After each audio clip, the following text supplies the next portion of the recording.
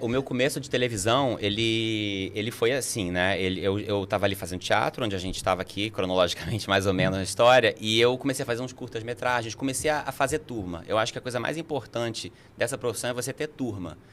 Porque como é um fazer coletivo, né? Você pode até fazer um monólogo, mas até o monólogo ele é coletivo. Porque tem alguém com você, tem um diretor, tem um dramaturgo, tem uma equipe, enfim, nada é individual, né? Então, você vai formando a sua turma. E eu fazia uns curtas, a gente fazia piloto de série, a gente estava começando a se agitar do mercado audiovisual que ainda não estava numa ebulição incrível, mas que já dava sinais, assim, né? E a gente ali, como estudante, querendo ocupar algum lugar. E aí, eu fiz amigas que escreviam e tal, e eu lembro que eu ia para São Paulo rodar um curta do Minuto. Tinha isso aí, tinha um Festival do Minuto. Tinha o Festival do Minuto, que acho que ainda tem, que é sensacional, porque é uma forma, né, que um pouco mais fácil de produzir, 1 minuto, né, dá pra fazer com iPhone. A gente não gravou o palito premiado. A gente tem que fazer. Cara, eu tenho palito até hoje escrito. O palito premiado. A gente tem um roteiro de um curta legal. E o palito premiado é muito legal, é muito bom. E aí, eu sei que eu fui fazer esse curta do Minuto, que me chamaram, né, ali como ator. Essas minhas amigas ia gravar em São Paulo. E foi muito engraçado que o meu pai, é muito bom de contar, né? Porque meu pai virou e falou, pra que você vai a São Paulo gravar um curta de 1 minuto? 1 minuto? Vai ganhar o quê? E aí a gente ganhou o prêmio. A gente ganhou.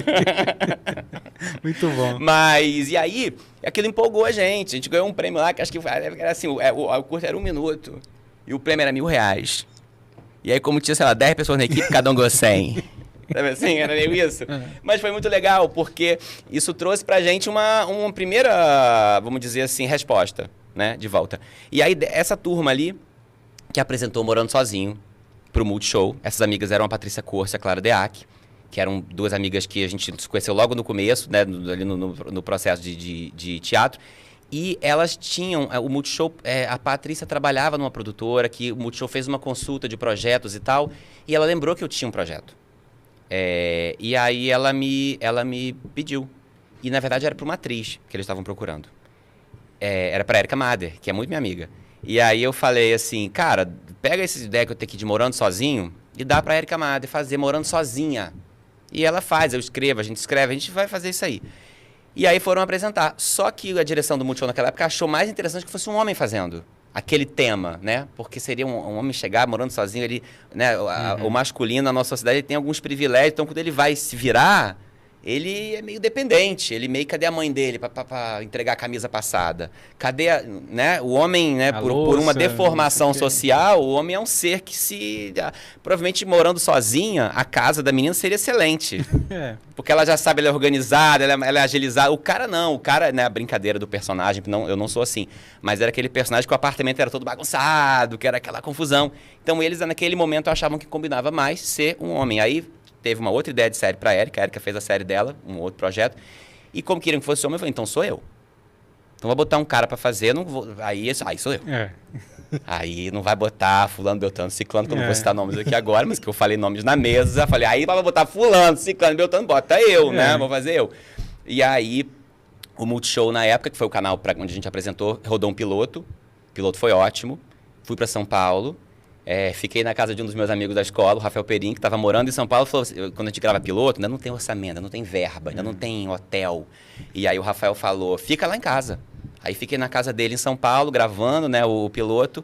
E aí deu super certo, foi aprovado, a série começou e ficou 3 anos no ar, por 3 temporadas. Não, e tem um fã-clube até hoje. Você fez a primeira. Fiz a primeira. Você fez a primeira, o episódio da locadora, que eu acho que era episódio 6 ou 7. O episódio 6. Era muito legal. E isso é muito maluco, porque a primeira vez que eu cheguei no Morando Sozinho, no set, pra gravar o dia 1, o minuto 1 do dia 1, quando eu entrei e que eu vi aquela equipe, porque quando a gente vai trabalhar com cinema, a gente vai vendo o tamanho das equipes, é muita gente. Até um projeto pequeno, como era o caso do Morando, era muita gente no set.